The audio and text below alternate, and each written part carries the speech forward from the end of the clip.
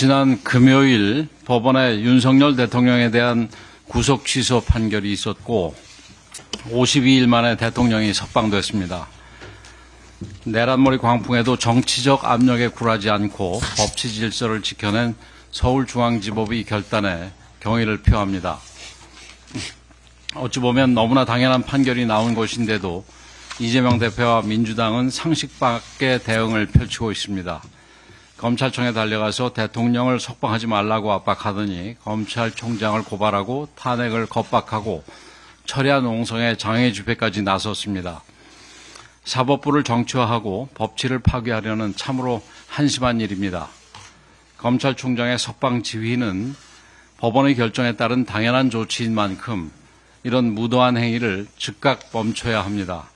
특히 이재명 대표는 검찰의 산수 잘못 운운하고 있는데 이 대표의 국어 능력에 상당한 심각한 문제가 있어 보입니다. 법원은 구속기간 계산만을 문제로 지적한 것이 아닙니다.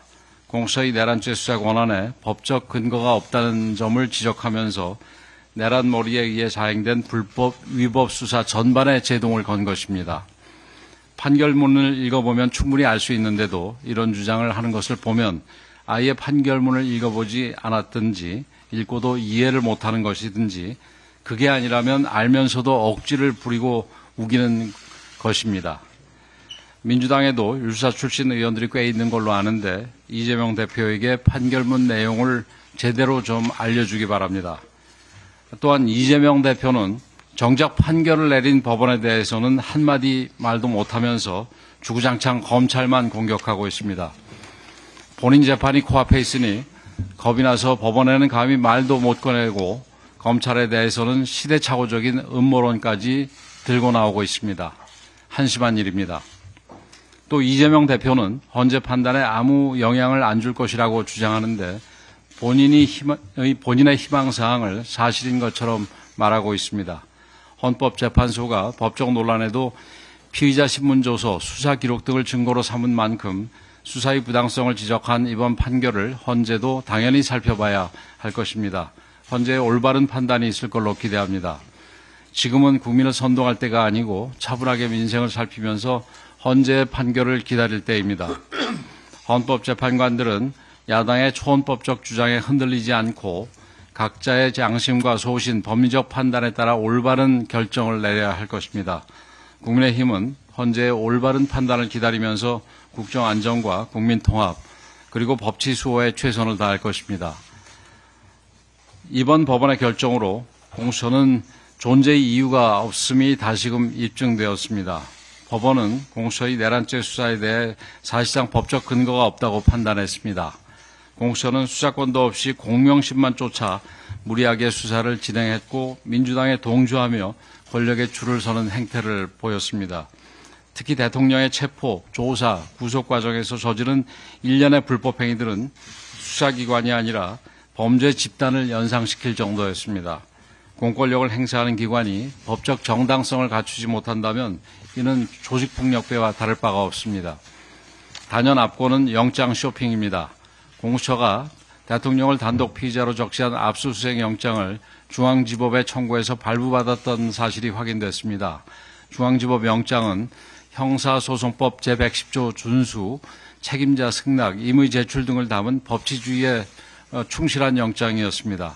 그런데 공수처는 이런 영장으로는 마음대로 수사를 하지 못한다고 판단되자 중앙지법 영장 청구와 발부 사실은 숨긴 채 우리법 연구회가 장악한 서울지법으로 갔습니다. 서부지법으로 갔습니다. 그리고 서부지법은 형사소송법 제110조, 111조를 제외한다는 기상천외한 압수수색 영장을 발부해 주었습니다. 처음부터 끝까지 위법, 탈법, 불법의 릴레이였고 이를 감추기 위해 일부 자료를 빼다가 영장 일련 번호가 누락됐다는 의혹까지 제기되었습니다. 오동훈 공수처장은 더 이상 수사기관의 수장이 아닌 국민을 속인 범죄 혐의자이며 명백한 수사 대상입니다. 국민의힘은 공수처의 불법 행위에 대해서 끝까지 책임을 물을 것이며 적폐의 다름 아닌 공수처를 반드시 폐지할 것입니다. 그런데도 민주당은 공수처의 불법과 우리법 연구회 판사들의 일탈에 대해서는 이런 만구조차 없습니다. 민주당, 공수처, 우리법연구회로 이어지는 사법 카르텔의 정황입니다. 반법치, 반헌법 세력은 바로 민주당과 그 동조자들입니다. 누가 내란 세력이고 범죄 집단인지 국민이 똑똑히 보고 계십니다.